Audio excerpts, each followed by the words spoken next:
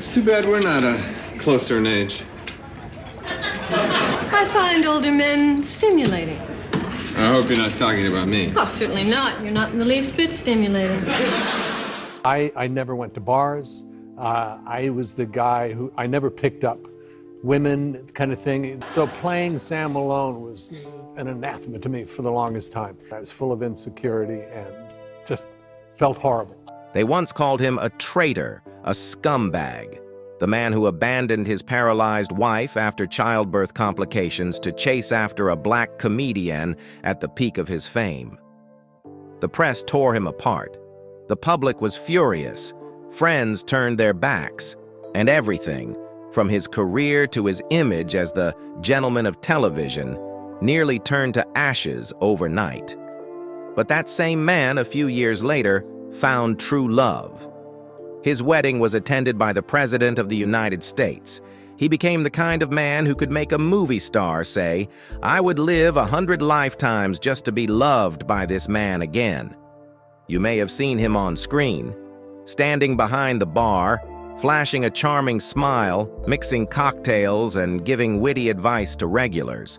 But what you haven't seen is his real life, a journey through mistakes, heartbreak, regret, and redemption, ultimately becoming living proof of a kind of love that Hollywood usually only writes into scripts. His name is Ted Danson, and don't rush to judge him until you've heard the whole story. Edward Bridge. Ted Danson III was born on December 29, 1947, in San Diego, California. His father, Edward B. Danson Jr., was an archaeologist and served as the director of the Museum of Northern Arizona for 16 years. His mother, Jessica Harriet, was an introverted, wise, and steadfast woman. The Danson family didn't come from an artistic background, but they provided a strong foundation: independent thinking, a love for nature, and a keen social awareness from an early age. Ted grew up in Flagstaff, Arizona, a quiet land far removed from the spotlight. It was here that he showed early signs of selective defiance. As a teenager, he joined a campaign against billboards, believing they ruined the natural landscape. A small act, but a clear sign that he wouldn't compromise with what he saw as wrong, a trait that would define his entire career, both in art and in public life. Danson's heritage includes English, Scottish, and German roots. He is a descendant of Anne Hutchinson, a rebellious figure who was banished from the Puritan colony for daring to question the clergy. Genetics do not determine destiny, but it's clear Danson inherited a spirit of innate dissent, a willingness to step outside his comfort zone, to think differently, to live differently, even at a cost. The first major turning point came when he was 14. Ted was sent to Kent School, a strict boarding school in Connecticut. There, he became a basketball star, learning discipline, resilience, and the sensation of being seen. More importantly, Kent introduced Danson to life beyond rural Arizona, his first brush with the elite world of the American East Coast. This class shift would later help him blend into the Hollywood elite without feeling small or out of place. But the defining twist of his future came by accident. While studying at Stanford University, Danson enrolled in a drama class just to fill a gap in his schedule. No one, not even himself, could have guessed that a simple elective would become the gateway to an entirely new life. From basketball to theater, from the echo of sports to the spotlight of the stage, Danson discovered he truly came alive when performing. He made a decisive move, dropped out of Stanford, transferred to Carnegie Mellon University to major in drama, and graduated in 1972.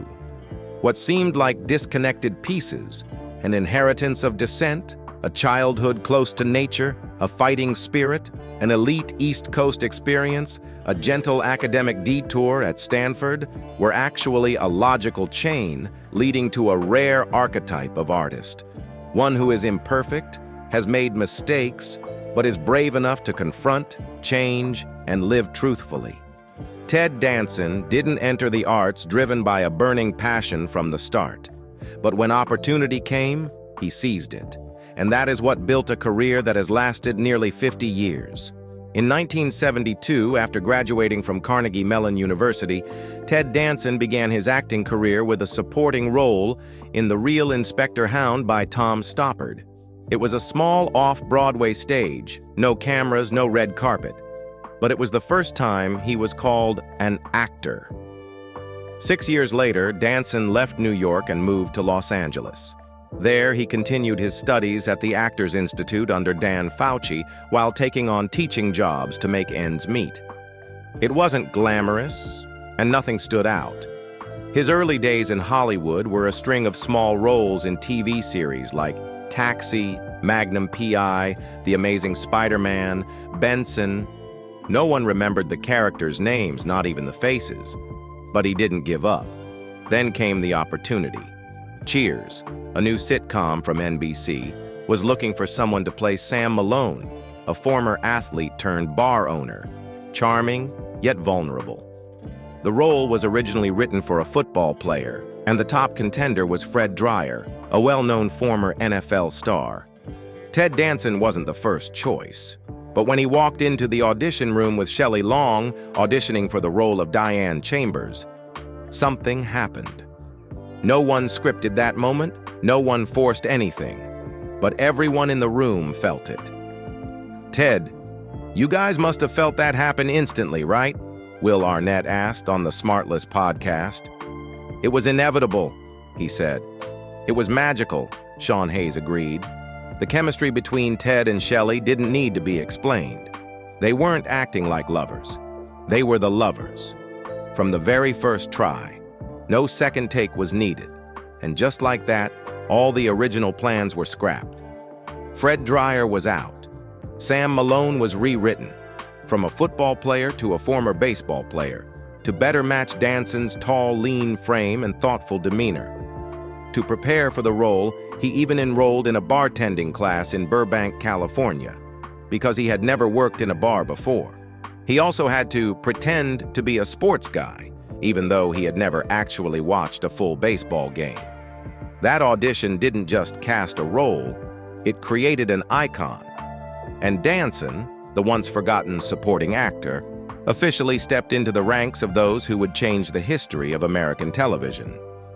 When Cheers premiered on NBC at the end of 1982, no one believed the show would survive past its first season. The pilot episode ranked 74th out of 77 programs nationwide. For a brand new sitcom, that was practically a death sentence. But something unusual happened. NBC didn't cancel it. Brandon Tartikoff, the head of programming at the time, decided to keep Cheers alive, despite its dismal rankings. Why? He believed in the script, believed in the cast, and believed that the audience simply hadn't realized what they were missing. The rest depended on time and strategy. In the summer of 1983, NBC re-aired the entire first season of Cheers during prime time. This time, there was no fierce competition, no overwhelming alternatives. Viewers stayed. They began to grow fond of that little Boston bar, of Sam Malone, the recovering alcoholic former baseball player turned bar owner, and of the quirky yet memorable regulars. The results came quickly. From the second season, Cheers began steadily climbing the ratings. By season 4, it was in the top 5 most-watched shows nationwide. By season 9, Cheers was #1 in the country. Across its 11-season run, 8 seasons ranked in the top 10, an achievement few sitcoms have ever matched. But Cheers didn't survive on strategy alone. It thrived on quality. Audiences realized this wasn't just a laugh-track sitcom. Cheers had depth. The show dared to explore addiction, feminism, class divides, homosexuality, topics that were sensitive for the time, while maintaining a tone that was warm, humorous, and accessible. Ted Danson, as Sam Malone, was the heart of it all. He didn't act just to get laughs. His expressions always carried just enough weight for viewers to sense the exhaustion behind the smile, to understand that Sam was a man who had fallen and was learning how to rise again. And audiences loved that. The series finale of Cheers aired in 1993, drew 93 million viewers, nearly 40% of the U.S. population at the time. It became the most watched television episode of the 1990s and the highest-rated program in NBC's history up to that point. The show won 28 Emmy Awards out of 117 nominations, along with 6 Golden Globes. It also paved the way for Frasier, the famous spin-off that ran for 11 seasons. Personally, Ted Danson received 18 Emmy nominations, 11 Golden Globe nominations, and won both awards multiple times. In 1999, he was awarded a star on the Hollywood Walk of Fame, recognizing his decades-long contributions. From a sitcom that was almost canceled, Cheers became a cultural landmark, and Ted Danson transformed from a no-name actor into one of the most important television figures of the 20th century. In 2011, TV Guide ranked him number 2 on their list of the 25 greatest TV stars of all time. Sam Malone would later be named one of America's most iconic TV characters, representing the flawed but trustworthy everyday hero. After Cheers ended in 1993, many believed Ted Danson would struggle to escape Sam Malone's towering shadow, but almost immediately he launched into a series of new roles with a clear intent to never box himself into a single type of character. The first step was film. Danson starred in 2 popular family comedies, 3 Men and a Baby, 1987, and 3 Men and a Little Lady, 1990. In both, he played Jack Holden, a Playboy photographer forced to learn fatherhood when unexpectedly left in charge of a baby. Critics didn't rave about the films, but they were box office hits, especially the first, which became the highest-grossing film in the U.S. in 1987. It was proof that Danson wasn't just a TV draw, he could also bring audiences to theaters. But it wasn't until 1998 that he truly returned to television, playing Dr. John Becker in the sitcom Becker. This role was the complete opposite of Sam Malone, a grumpy, irritable family doctor living alone in the Bronx, and it was precisely that contrast that made Becker work. The show ran for 6 seasons, from 1998 to 2004, and Danson was praised for his ability to balance the character's dry demeanor with a deeply hidden kindness. This role showed that Danson wasn't afraid to be disliked, as long as the character he played had weight. By 2011, he surprised audiences again by joining the hit crime drama CSI Crime Scene Investigation. This time, he played D.B. Russell, a team leader with logical thinking, a calm personality, and deep humanity. Amid the cold atmosphere of crime scenes, Danson didn't try to appear sharp or cold-blooded like many in the genre. Instead, he chose a subtle, grounded, and deeply sincere performance. He remained in CSI until 2016, appearing in both the main series and the spin-off CSI, Cyber, becoming a key part of one of the biggest television franchises of the decade. The shift to the crime genre was a bold move, but it helped Danson prove he wasn't just the comedy guy. He was an actor who could adapt to any genre. After 3 decades in the business, Danson never repeated himself. On the contrary, each new role was another step outside his comfort zone, and he maintained the interest of both critics and the general public. In 2016, when Ted Danson was already in his 60s, he once again surprised audiences by taking on the role of Michael, a post-life architect, in NBC's fantasy comedy, The Good Place. Initially introduced as an immortal being managing a version of heaven where good souls are rewarded, Michael's character gradually revealed more complex layers, naive yet scheming, learning to be human, and struggling with moral dilemmas. In The Good Place, Danson anchored the entire philosophical framework and story structure. The show wasn't easy to digest. It revolved around reincarnation, moral choices, ethical philosophy, and the afterlife, subjects often deemed too heavy for a sitcom. But Ted Danson made it all accessible. He delivered comedy through his eyes, through tightly controlled timing, through turning seemingly metaphysical ideas into something tangible and relatable. His dynamic with Kristen Bell created an emotional and comedic backbone for the entire series. The Good Place quickly gained critical acclaim and built a loyal following. The show ended after 4 seasons, 2016 to 2020, with a fulfilling conclusion that left a lasting impression on viewers. The role of Michael marked one of the most distinct reinventions of Danson's image. After 3 decades playing ordinary men, a bartender, a doctor, a detective, he broke through with a character that doesn't exist in real life yet brimmed with humanity. In his 60s, Ted Danson didn't just prove he still had his edge, he showed a sharp instinct for choosing the right roles at the right time. Rather than playing it safe, he chose difficult parts and triumphed with kindness, precision, and the quiet charm that had followed him throughout his career. After The Good Place, many assumed Ted Danson would finally take a break. But instead, he started a new chapter. He joined Mr. Mayor, a political sitcom created by Tina Fey. This time, Danson played an older man who unexpectedly becomes the mayor of Los Angeles. The character was naive, trying hard to keep up with the times. The show touched on current issues, but with a light and humorous tone. Mr. Mayor didn't become a cultural phenomenon, but the role showed Danson still retained his trademark subtle charm and restraint. He didn't overact, but still held the viewer's attention. In 2025, he returned with A Man on the Inside on Netflix.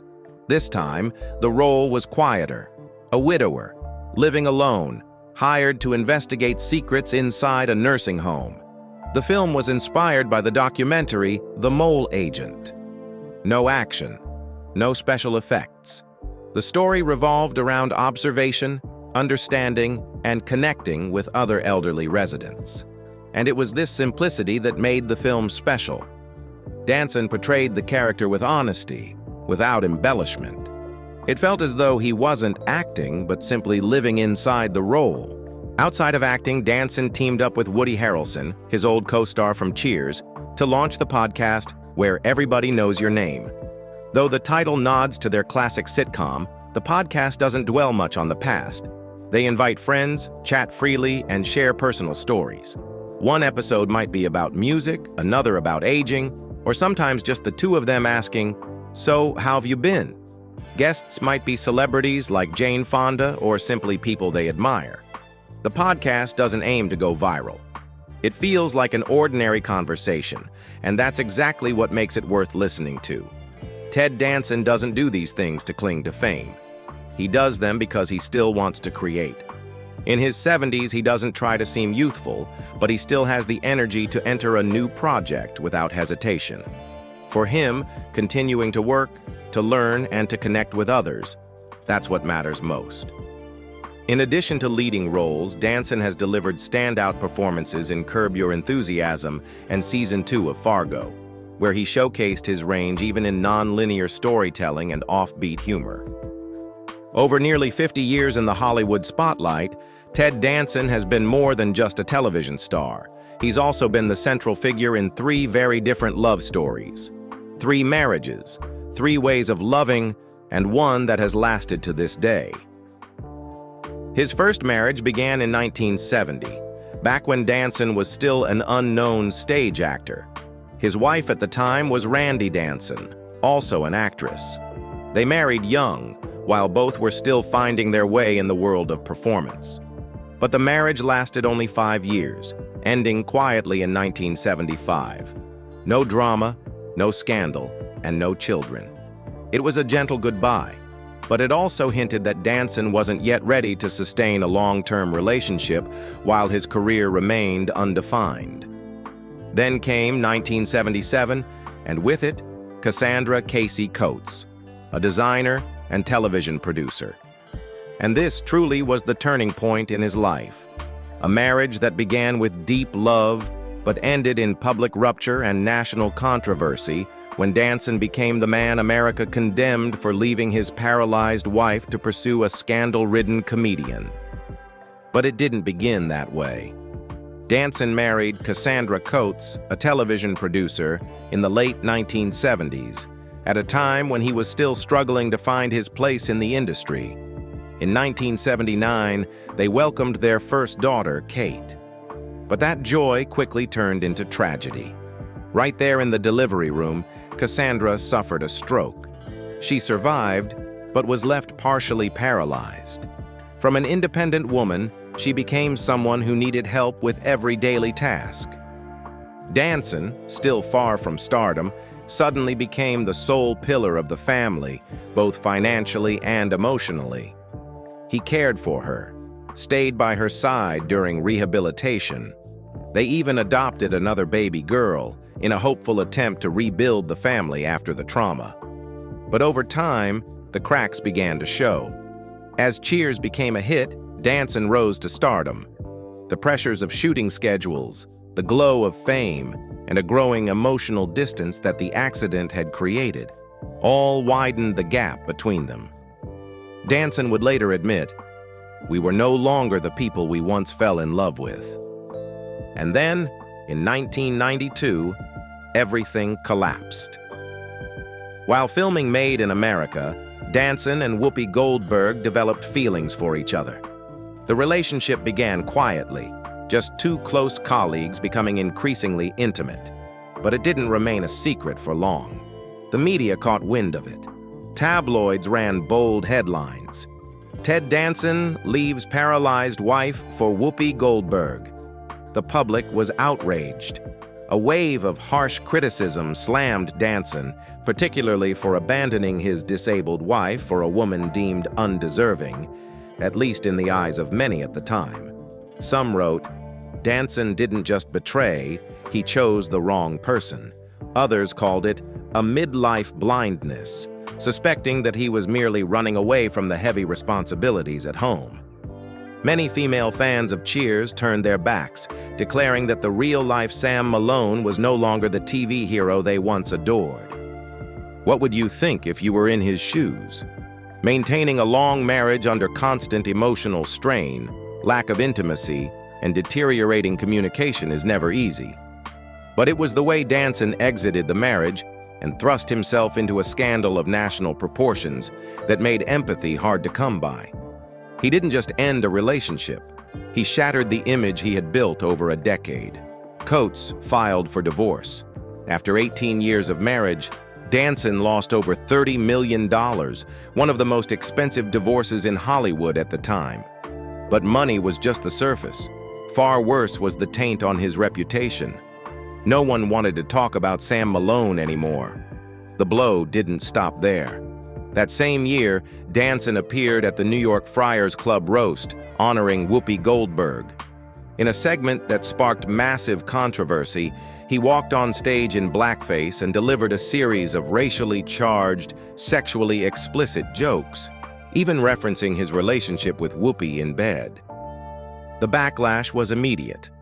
David Dinkins, then mayor of New York and the first African American to hold the position, said bluntly, "I was embarrassed for the whole room." Montel Williams walked out mid-show, calling it a Ku Klux Klan meeting. Anita Baker, Shari Belafonte, prominent voices in the black community, publicly condemned Danson on live television. In an attempt to lessen the damage, Whoopi came to his defense. She admitted to writing most of the set herself and said, "Ted was very brave to do that in front of 3,000 people." But the defense didn't help much. Danson became a textbook case of white privilege gone too far.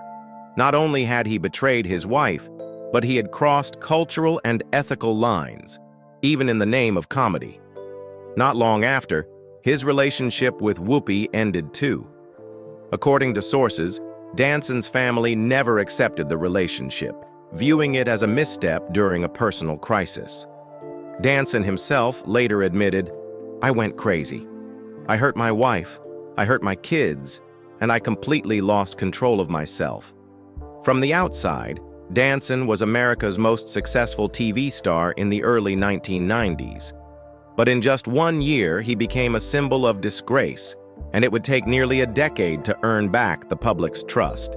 Every great story has its darkness, And for Ted Danson, the years 1992 to 1993 were that darkness.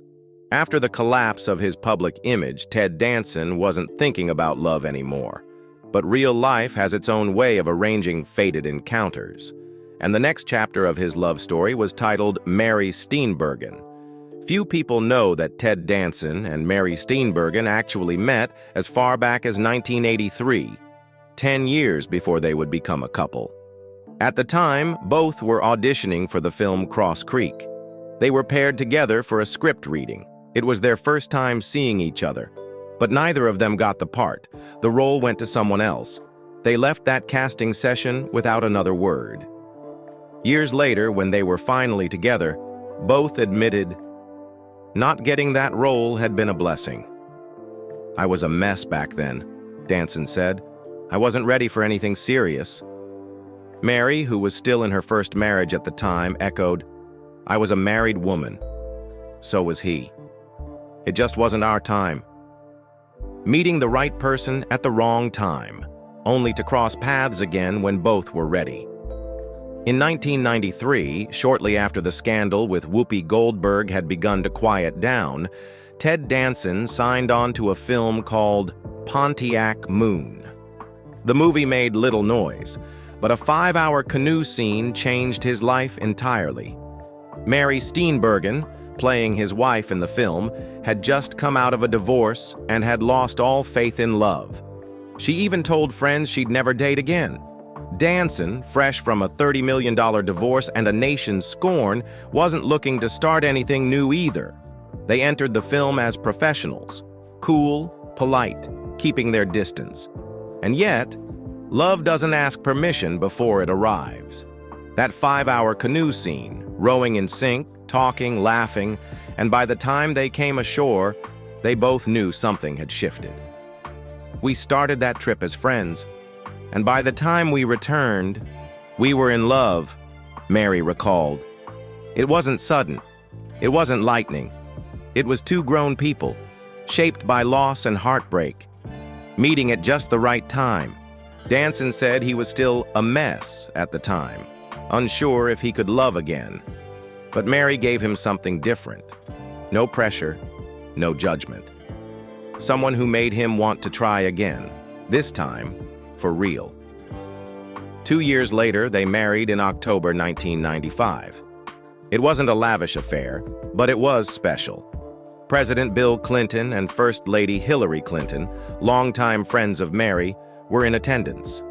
Clinton would even later host his birthday at the couple's home in Martha's Vineyard. In a way, their marriage began with simplicity, but was witnessed by some of the most powerful people in the world. They had no children together, but they were very much a family. Mary had 2 children from her previous marriage. Danson had 2 daughters, one biological, one adopted, from his marriage with Cassandra. They called it their happy patchwork family. All 4 children became close, and Danson took on the role of father and later grandfather with full presence. When Mary was asked the secret to their lasting marriage, she answered, "He's kind to me every single day." That simple.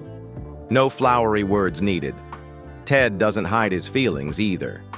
Even after nearly 3 decades together, he still gets nervous like a man in love.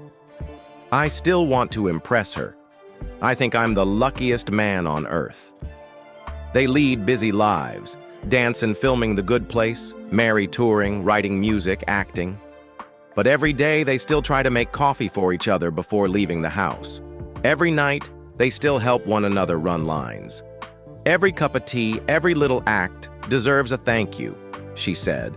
"The moment you stop saying thank you is the moment you start forgetting each other." Even during the pandemic, they quarantined together for 9 months, seeing no one but each other. At the end of it, Danson joked, "We've decided to stay together." A simple bit of optimism, but perhaps the most beautiful confirmation for a marriage that's lasted over 9,000 days. Steenburgen believes Danson was the wish she once sent out into the universe as a child. "I'd sign up for 100 more lifetimes just to be with him," she said. And Danson? When asked for his secret to lasting happiness, he simply said, "I married Mary Steenburgen. That's it. There's no debate about Ted Danson's place in television history.